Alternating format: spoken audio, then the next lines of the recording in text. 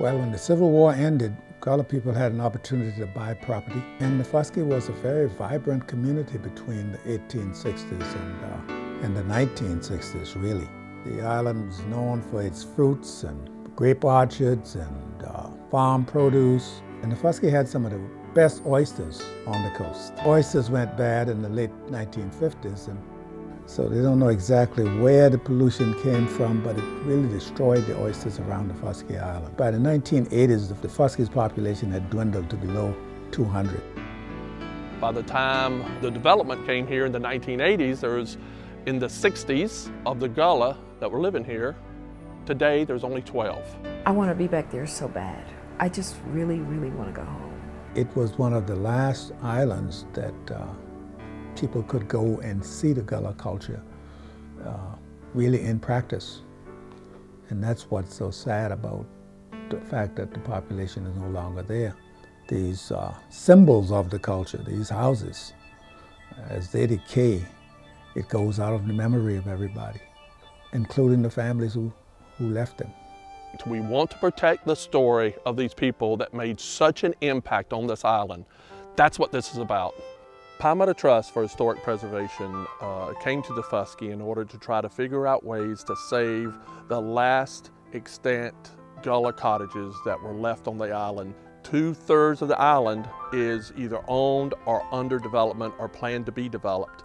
And there's a 1/3 of the island left that is considered the historic district.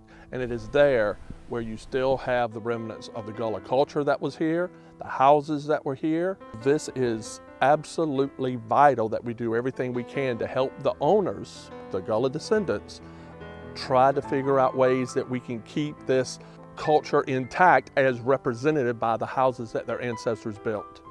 People will miss those things after they're gone, but that doesn't help us.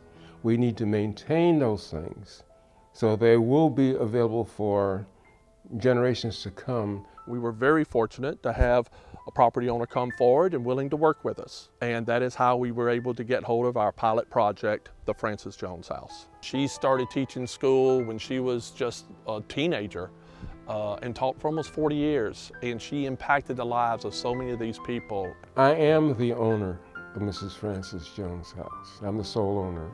Because of my accident, I haven't had the funds to do anything to try to preserve it, and I wanted to preserve the house.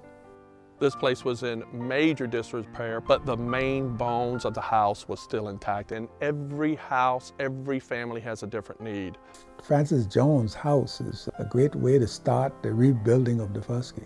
The only way this is going to save these places is for people, whoever's listening to this, think it's important to and participate in this campaign.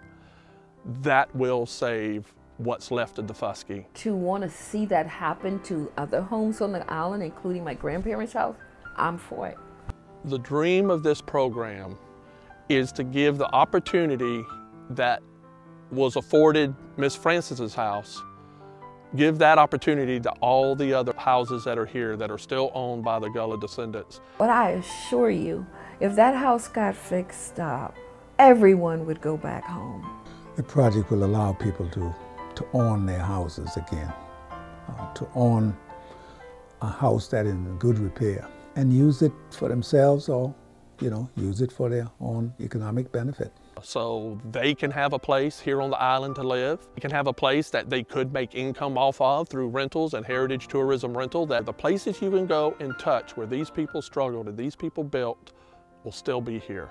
That's what this is all about and why we are so excited to have hope.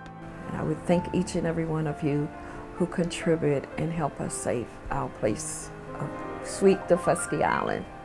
Please help us save our Nefusky. We have this one chance for them to keep what they have.